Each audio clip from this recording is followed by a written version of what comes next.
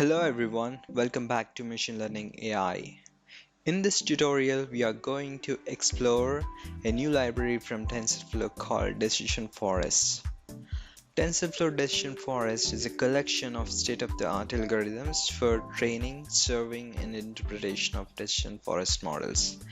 The library is a collection of keras models and support classification, regression, and ranking with the flexibility and composability of the TensorFlow and keras. There are several advantages. It's easy to develop and explain decision forest models. No need to explicitly list or pre-process input features, as decision forests can naturally handle numeric and categorical attributes. Library offers a great deal of composability for model experimentation and research. Particularly, it is easy to combine neural networks and decision forests.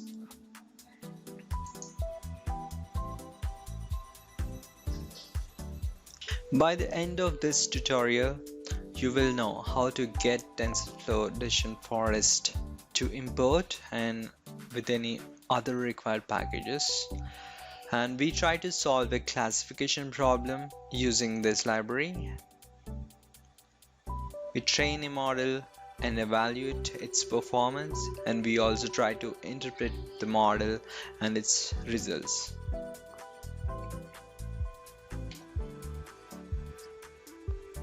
Let's define a classification problem statement. We want to design a binary classification to predict the cancer is benign or malignant on breast cancer dataset. Features are computed from a digitized image of a fine needle aspirate, FNA of a breast mass.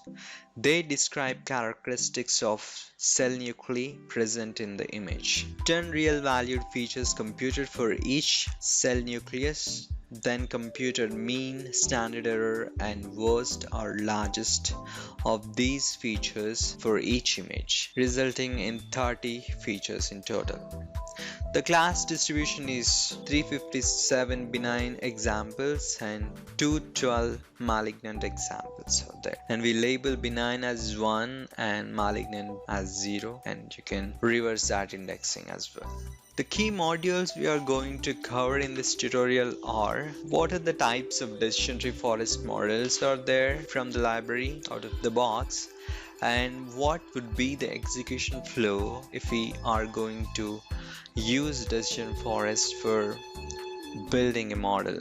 And then we try to visualize the decision tree and some of the matrices, and also we explore model summary. So let's jump onto the code and we review and come back here. So here is a code with TensorFlow decision tree forest. Here we are going to explore and build a binary classifier using decision tree forest. In order to do that, we need to import the libraries. Let's import TensorFlow Decision Forest with pip install, as well as we will install another library just to show the logs in line. And there are some other packages required to read data and do some computations like NumPy, Pandas. So we import all the required packages, and let's check what's the version that we have right now is 0.1.5.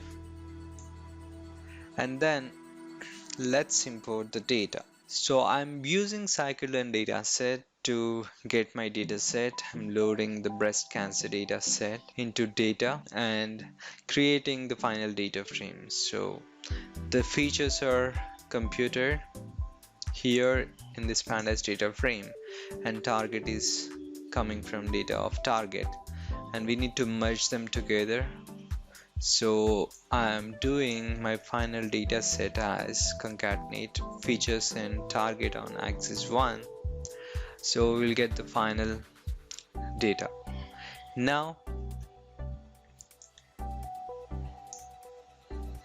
for this data set, the indices are already 0 and 1. We don't need to do this, but in case if your dataset has string categories, then you need to index them. This line will do that for you. And then you can use cycle and train test split for doing this. I just split the whole data set into 70% for training and 30% for testing. Then I use TensorFlow dataset conversion from pandas to TF dataset, and also mention what would be my label is, so that my TensorFlow dataset for training and testing is ready. That's all we need to do. We don't need to explicitly do any pre-processing on the data. We don't need to specify any specific feature set, because by default it takes all. If you want to constrain that, you have the facility as well. Once we have the data set ready, training model is pretty straightforward. We just need to instantiate a model from TF-DF library. We're not specifying any hyperparameters and it takes default. Compile is optional, but if you add, you can see the accuracy of the model on the valid dataset. And then fitting on the training dataset will run the model and gives you the trained model. You can see all the log here. It tells you how many examples are there and how many columns are there, and numerical, categorical, percentages, as well as what are the numerical features and what are the categorical features, and model details of the decision tree and the training process. Model evaluation is pretty straightforward. You need to pass a test data set and evaluate the model. You'll get the performance. So we have compiled for accuracy, and we can see accuracy of 96% here. And then to find other metrics like F1 score and confusion matrix, let's identify the predictions on the test data set using predict method from the model, and we compare against the true labels. And F1 score for this model is 97. So 1 is a best value, 0 is a worst value, and we are very close to 1, hence the model is performing well. And F1 score will tell you the weighted average of the precision and recall values. So in both precision and recall, this model is performing well. And coming to a confusion matrix, you can use Seaborn and Matplotlib to plot the confusion matrix, and this is the performance.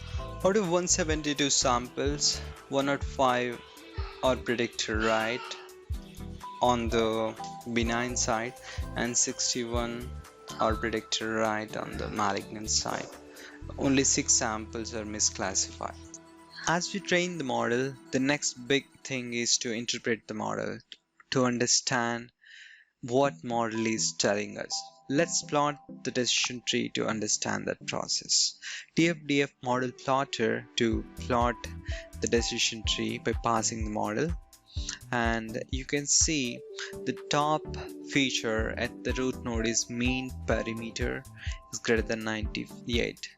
The mixture of benign and malignant samples are 397 at the root, are split into 266 to 131 in the depth 1 of the tree. On the top you see malignant features are the most, and at the bottom you see benign features are the most. It's logically makes sense since the perimeter is high, that means the risk is high. And the similar pattern goes further and further. As you can see on the top, most of the reds representing the malignant, and at the bottom the blues representing the benign.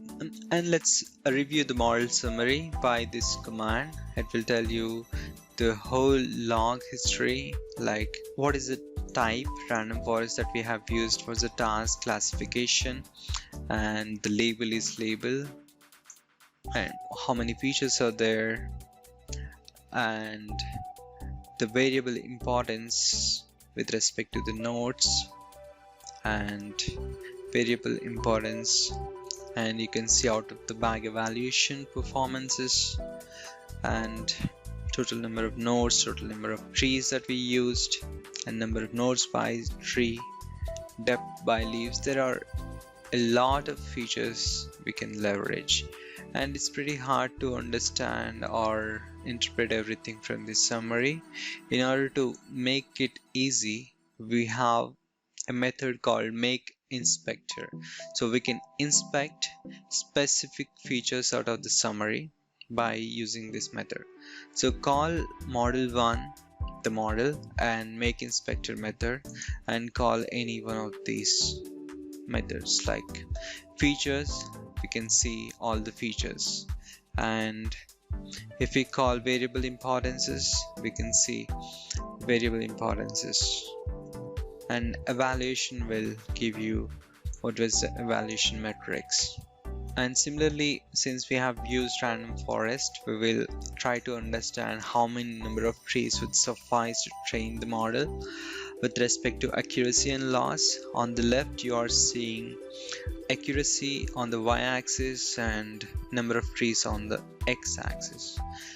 After 150 number of trees, the model performance is good, so we can somewhere start above 150. Similarly, on the loss side also you can see after 100, 150 the loss is very low, so the good number of trees could be 150 or above.